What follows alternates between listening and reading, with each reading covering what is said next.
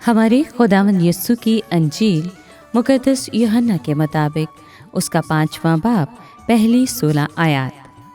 बाद अज़ीं यहूदियों की ईद थी और यीशु यरूशलेम को गया, और यरूशलेम में भीड़ दरवाजे के पास एक हौस है जो इब्रानी में बज़ाता कहलाता है, जिसके 5 बरामदे हैं।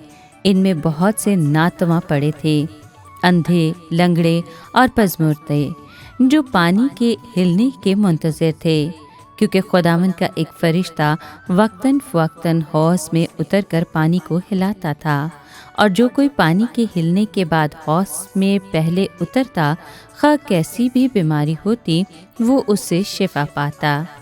और वहाँ एक शख्स था जो 38 वर्ष से बीमार था। यीशु ने जब उसे पकड़ा, देखा और जाना कि वो बड़ी मुद्दत से इस हालत में है, तो उससे कहा, क्या तू तंदुरुस्त होना चाहता है?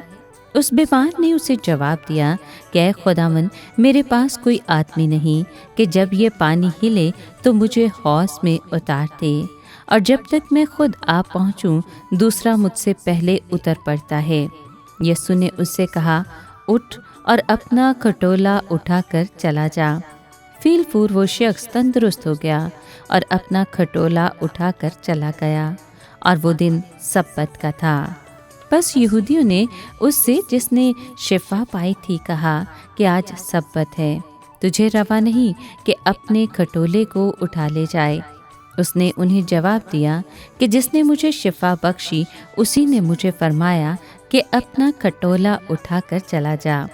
तब उसने उससे पूछा कि वो कौन शख्स है जिसने तुझसे कहा कि अपना खटोला उठाकर चला जा।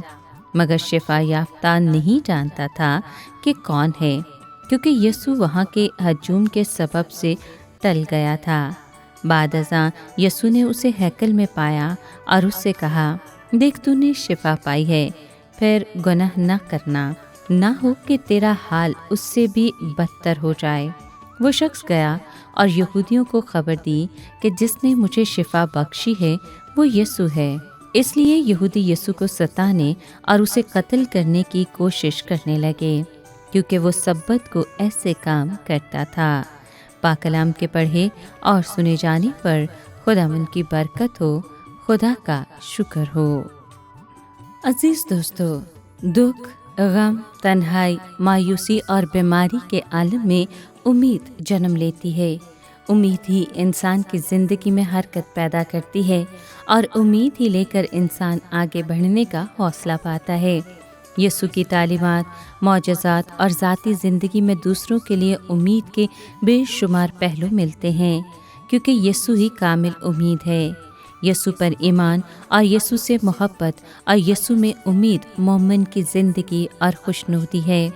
आज के इस दौर में इंसान एक दूसरे से ऐसी उम्मीदें वाबस्ता कर लेता है जिनके पूरा ना होने से वो गम और गुस्से और बदले जैसे जज्बात की लहर में बह जाता है। इंसान को किसी से उम्मीद वाबस्ता करने से पहले ये सोच लेना चाहिए कि हर शख्स हर किसी की उम्मीद पर पूरा नहीं उतर सकता। इसलिए इंसान को किसी से उम्मीद वाबस्ता करने से पहले ये सोचना चाहिए कि उम्मीद का पूरा हो जाना खुदा ही से मुमकिन है। हमारा रोज़ा हमें सिखाता है कि हमारी कामिल उम्मीद हमारा यीशु है। इसलिए हमें अपनी निजात और तंदुरुस्ती के लिए उसी को उम्मीद बनाना है। ऐ मेरे खुदा, हमारी उम्मीद तुझ पर है। हमें अपने ईमान में बढ़ने और कामिल उम्मीद में बढ़ने की तौफीक अता फरमा।